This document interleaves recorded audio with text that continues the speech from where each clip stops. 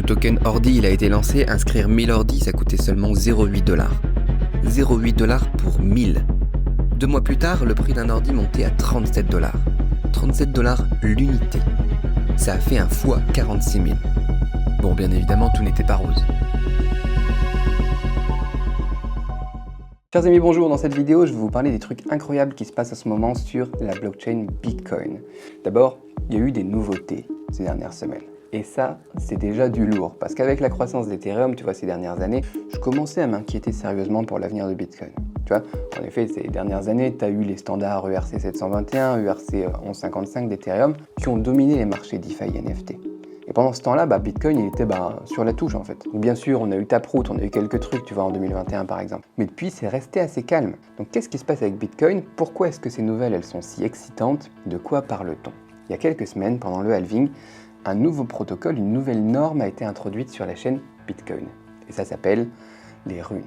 Les runes, peu importe. Et tout le monde est devenu fou. Qu'est-ce que c'est les runes? Pour en parler, il faut revenir aux ordinals.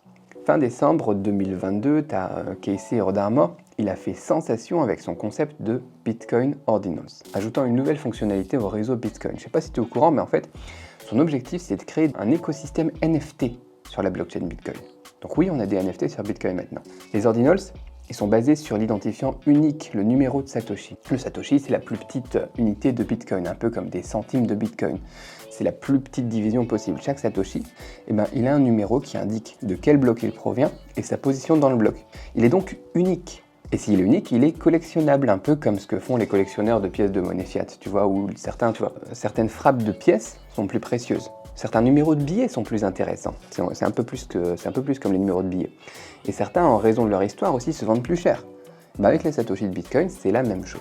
Donc voilà comment est-ce qu'on a eu les premiers NFT sur Bitcoin. Et en mars, ça s'arrête pas là, hein. En mars, un développeur appelé Domodata sur Twitter, il a publié une version améliorée du protocole Ordinals qui s'appelle le BRC20. Il a également déployé le premier token BRC20 qui s'appelle Ordi, qui a donné en fait naissance à un équivalent du standard ERC20 d'Ethereum. Bitcoin avait son premier token autre que Bitcoin lui-même sur sa chaîne, Ordi. Donc grosse révolution en fait. Et depuis ce jour, il y a eu de grands progrès qui ont été réalisés du coup dans l'écosystème Bitcoin. On est passé en fait d'une blockchain où il n'y avait que des bitcoins à une blockchain où les gens peuvent collecter des NFT et où il y a des tokens autres que des bitcoins. Tu vois, plein de nouvelles opportunités et du coup, des choses qui étaient intéressantes sur d'autres chaînes le deviennent aussi sur Bitcoin. Et puis, bien évidemment, grosses opportunités aussi au niveau de l'investissement. Tu vois, tu prends l'exemple d'Ordi. Maintenant, n'importe qui peut trader des tokens BRC20 sur la blockchain Bitcoin facilement. Pas besoin de contrat, pas de risque de vulnérabilité, impossible à contrefaire et ainsi de suite. Tu vois, c'est génial. Et au niveau de l'investissement, quand le token Ordi il a été lancé, inscrire 1000 Ordi, ça coûtait seulement 0,8 $ sur la chaîne Bitcoin, ce qui fait juste 0,0008 $ par Ordi. 2 mois plus tard, le prix d'un Ordi il est monté à 37 $. Il a fait x 46 000. C'est juste dingue. Et il s'en passe des choses dernièrement, mais voilà, on va rentrer sur les runes après. Donc, bien évidemment, tout n'était pas rose. Ça a créé des problèmes en fait pour la gestion des UTXO sur la chaîne Bitcoin. Tu vois, Bitcoin, c'est basé sur le système UTXO, on pourra en reparler dans d'autres vidéos. Et avec l'arrivée des tokens BRC20, le réseau il a commencé en fait à être congestionné. On a vu aussi beaucoup de shitcoins en plus, donc grosse congestion du réseau. Et c'est là, c'est comme ça, c'est maintenant que sont nées les runes. Les runes, c'est un nouveau protocole, une nouvelle norme. Et donc quelle est la différence entre les runes et les tokens BRC20 ? Le gros avantage des runes, c'est une meilleure gestion des UTXO justement, ce qui résout le principal problème des tokens BRC20.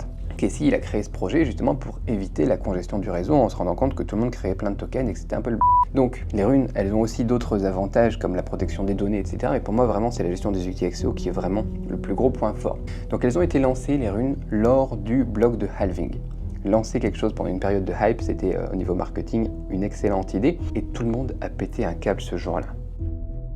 Ça a été de la folie. J'avais jamais vu des fees, des transactions de fees, des cash fees aussi élevées sur Bitcoin. Et pourquoi est-ce qu'ils sont devenus fous ?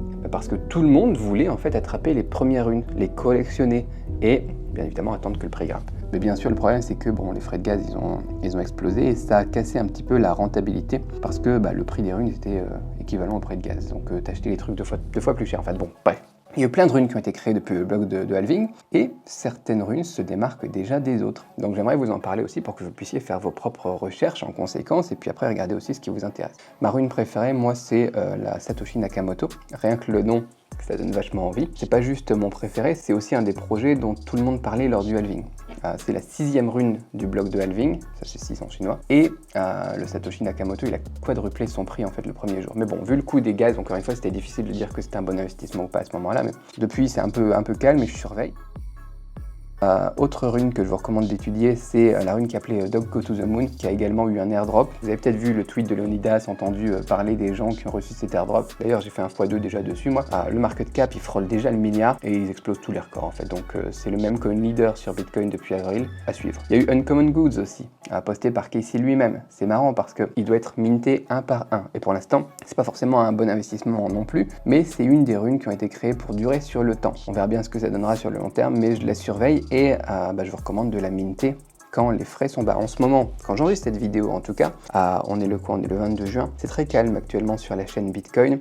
Et donc, c'est le meilleur moment en fait pour minter des Uncommon Goods. La rune numéro 8 aussi, vous pouvez la suivre, elle s'appelle RSIC Genesis Rune, qui a été créée par l'équipe donc, du RSIC Meta Protocol. Ils ont aussi fait un gros airdrop, peut-être que vous avez entendu parler de ce projet depuis janvier. Il y avait aussi Ordinals Are Dead, dont le nom est super marrant. C'est un projet qui est promu aussi par Leonidas, et encore une fois, ça joue sur le pouvoir des communautés. Je ne sais pas si vous pensez qu'avec les runes, les Ordinals sont morts, mais si c'est le cas, cette rune pourrait vous intéresser. Moi, je suis pas sûr. Mais voilà, en tout cas, c'est marrant quoi. C'est vraiment des mêmes coins quoi. Dans les trucs plus sérieux, par contre, et avec une réelle utilité, récemment, il faut noter la Bank of Nakamoto Dollar, qui va servir à la gestion d'un stablecoin synthétique directement sur la chaîne Bitcoin, un peu comme Ethena si vous connaissez sur ETH, avec qui ils ont un partenariat d'ailleurs pour le moment. À surveiller de très près lui par contre, fait un gros multiple dernièrement. Bien sûr, il y a d'autres projets de runes, ceux-là sont juste quelques-uns qui peuvent valoir le coup de surveiller pour se rendre aussi un petit peu compte de qu'est-ce que c'est que tout ça. Et d'ailleurs, pour se rendre compte d'à quel point les runes sont influentes dans l'écosystème Bitcoin, il faut noter que les runes représentent régulièrement près de 75% de toutes les transactions qui sont faites sur Bitcoin depuis le halving. C'est juste incroyable. Donc vous pouvez pas fermer en fait les yeux sur ces infos, dans tous les cas. D'ailleurs, n'oubliez pas de vous abonner à ma chaîne si ce sujet vous intéresse. Je ferai des vidéos s'il y a quelque chose d'important qui se passe, que vous ratiez pas ce genre d'alpha. Donc je suis très optimiste moi pour la suite. Personnellement, je pense qu'à long terme, ça va être très bénéfique de toute façon pour tout l'écosystème Bitcoin, avec tous les gens qui arrivent, toutes les nouvelles choses qui se créent, les choses qui se débloquent, etc. En fait, avec tout ça, la communauté des crypto-monnaies, elle s'intéresse de nouveau à Bitcoin.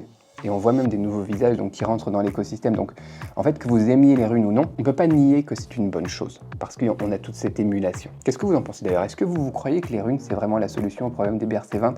Qu'est-ce que vous pensez des tokens sur Bitcoin? Est-ce que vous pensez que c'est vraiment ce que tout le monde attendait, ce qui va changer un petit peu maintenant la donne, quand on voit par exemple les compétitions entre les chaînes? Est-ce que vous aviez suivi ces développements?